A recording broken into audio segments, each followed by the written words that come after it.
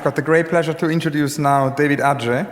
Born in Dar es Salaam, David moved to London in 1979 and is now recognized as one of the leading architects of his generation. In June 2000, he reformed his studios, Adjey Associates, and has gone on to win a number of prestigious commissions, including the Museum of Contemporary Art in Denver, the Nobel Peace Center in Oslo, the Idea Store in Whitechapel, London, for which he has won actually been nominated for the Sterling Prize Award. The studio's first solo exhibition was at the Whitechapel Gallery, but since then, David has done many exhibitions worldwide, and I've seen an exhibition a couple of weeks ago in Brussels, an extraordinary exhibition of African art with a lot of maps involved, and that leads us to the topic actually, because David has visited every single capital of Africa, mapped it, mapped the architecture, and developed a huge number of maps. It's a real polyphony of maps, and he will tell us here about his whole research, encyclopedic research into African metropolitan architecture. A very warm welcome to David Adjaye. Great. It's really nice to be talking at this marathon. It's these important things that happen in London, which is so exciting. I just wanted to really talk about this research that really started in 1999. And it was about really conversations that were happening with colleagues to really look at the urban metropolitan condition of the continent. Of course, this is the map. This is the political map of the continent of Africa, 53 countries. And what I found was that there was not much discourse going on about the kind of various states of notions of urbanism that was kind of very present on the continent. The continent, as you know, is been a kind of kaleidoscope of different influences and different trajectories. I was very much enjoying Kaider's discourse when he talked about the work in Algiers and the kind of influence and the relationship to modernism and the way in which things have a cyclical nature. There's always a kind of discourse on the continent about, you know, what is a kind of African architecture, and I don't know what that is myself still, but I think this idea that somehow there are these different trajectories which influence each other and have cycles that go into the world and come back to the continent and then go back out again is something that one has to sort of look at a bit more precisely in order to kind of maybe answer that question, not from a sort of exotic romantic position of a sort of authenticity, but something which starts to look at what is precisely there. So in a way, in 1999, I started to really think about absolutely just mapping the condition of the city, not to kind of read lots of text, but to literally go to every single city, to not get involved with guides, but to take a taxi ride and to spend whatever time it took to crisscross and network the entire city using digital photography as a way of studying the salient topologies of the city, looking at the civic architecture, the commercial architecture, the residential architecture, high and low informal settlements, bucolic aspects. So from that, I just wanted to really postulate that after sort of doing that for 10 years, it finished at the end of 2009, and it's sort of being put into the book. I took more or less nearly 35,000 sort of digital images of the continent and then started to sift through this information and started to kind of really postulate positions about this. The first thing was really to kind of release that information as an archive into a sort of public arena, because really when you try to find images of cities of the continent, you might be lucky to find 4 countries that somehow always are used to represent urbanism in the continent. If you look at anybody's mapping of Africa, you'll have 3 countries representing 53, countries which have a population of nearly 2 billion. So there's a kind of absolute cavity in the kind of urban consciousness, the sort of urban society studies about the kind of urban condition of the continent and the evolution or the trajectories of city life that is actually the kind of basis that a lot of the people on the continent kind of exist in. Africa has the fastest growing movement from the countryside to the city. The urbanization is one of the most rapid in the world right now. So it's something that is of great concern to be focused on it and to understand its history and its trajectory and how it moves forward. I started to kind of just decide to erase the political boundary and just to look at the continent in terms of topography. And what you really very quickly see is the map, which really starts to talk to you about the sort of below the sort of forest, sort of green part of Africa, and then the sort of desert, sort of top and bottom. These three stripes really kind of define the kind of clear geographic phenomena of the continent. And when I think when you look at this map, you start to understand much more specifically what is actually going on, and you sort of start to remove, I think there's this whole thing of starting to not be obsessed with the specificity of national identity, but to be more obsessed with the nature of human habitation on different terrain. And this map starts to kind of make that very, very, very, very clearly. And then when you analyze that map, you realize that there are basically 6 phenomena that are occurring on the continent, have always been there. I mean, this is a map now. This is probably the latest map. This is actually from 2005 when we abstracted this. This is, I mean, the Earth is always changing, so these maps are always evolving. But these phenomena, the 6 phenomena of what they call the Maghreb, which is the sort of northernmost part of the continent, which is this red here, which is the kind of finishing of the Mediterranean belt, is one sort of specific geography. The desert, which is the sort of predominant yellow.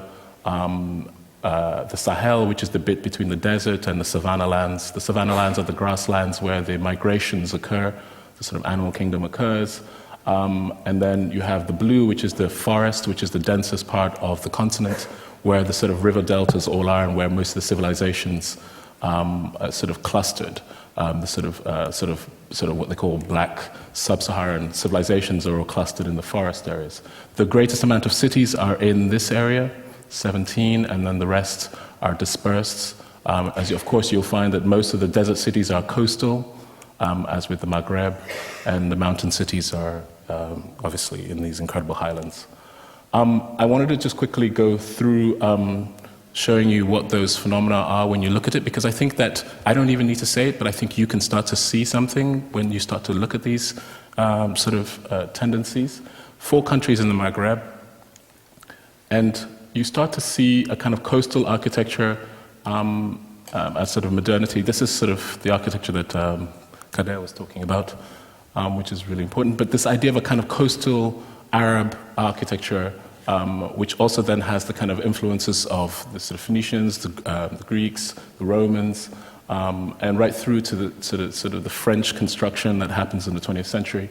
But this kind of coastal architecture, which is very precise and specific, which kind of codes this Maghreb area, is very significant. And so when you actually start to look at these, you can either start to kind of phase out when you see thousands of them and not notice specificity, but when you start to kind of focus within this way, I think you start to see certain salient qualities which start to kind of talk about tendencies which are beyond the specific cultural, but become kind of this, what I'm sort of postulating as these geographic scenarios. These are not romantic geographic responses in the terms of a sort of regionalist agenda that's very explicit, but one that's a kind of somehow, I think, implicit, but more nuanced, which kind of goes through. So if you look at the desert, these are snapshots from every city in that region.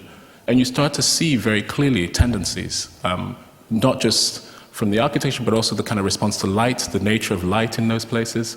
And I've just mixed it so that you have always high and low colonial local response, so that you're always getting a kind of sort of run through of what is the phenomena of that region. And I think it's very clear when you see the desert architecture, this propensity to a sort of an abstraction, a kind of monumentality of form. Even when you're building modern work, even the colonial work is still a kind of about a mass and a kind of minimal perforation. And then when you start to come to something like the Sahel, which is that moment where the desert starts to recede into the grasslands, you start to see a kind of different inflection where there's a kind of playfulness with geometry, a kind of ornamental geometry, which is not flat but three-dimensional, being very important, and a sort of an articulating system which starts to kind of override almost all the kind of architecture that's going across the entire region. So you see this kind of notion of how you respond to light and your cultural specificity kind of being played through, which is very clear once you start to read the entire thing. And then when you get to the forest region where you have the greatest amount of cities, and this is really the wetlands, you start to see a very explicit architecture which is, I call it a kind of supernatural architecture, a kind of heavily responsive architecture to the huge deluge of rain and sort of climatic extremity that occurs. but also a kind of modeling which is much deeper in its texturality. Even the colonial architecture kind of has this kind of a certain kind of exuberance to it. There's a kind of something I'm starting to call supernatural quality to the way in which that architecture is expressing itself. And even when it becomes modern, and this is Pedro's work, which I love, sorry. There's this kind of ornamenting which is very rich in its texturality, which I think becomes a very strong quality of this forest region. One can summarize the forest region as a kind of architecture of roofs and deep shade for the fence work, which tries to kind of deal with this weather. But it's also being kind of played through in many nuances in the way it's being formed. So you get to the Savanna Grasslands, which is this area where the migrations occur, sort of north-south, sort of seasonally. And you have 6 capitals within that region. And in a way, the grasslands become probably the most temperate climate areas on the continent, where the kind of regional explicitness is not so profound. So there's a kind of temperateness. So you see everything from the architecture which could be in Europe, which is Pretoria, right through to the kind of wonderful sort of architecture of Botswana, the kind of civic urban architecture of Botswana. If you look at Madagascar, its fantastic urban landscape and its architecture, which is a very kind of temperate climate architecture. In a way, this is also the place where you see the kind of widest range of styles being sort of played out. And that I think is also a kind of direct response to this notion of a kind of temperate climate that you get. And then finally, the Highlands, these are the kind of mountain areas, which are really places that are absolutely up in the air. And really trying to understand this kind of phenomena, which generally looks at a kind of much more hedonistic, much more there's something very interesting that I started to discover about this region in terms of artifacts that are from this region and also the architecture.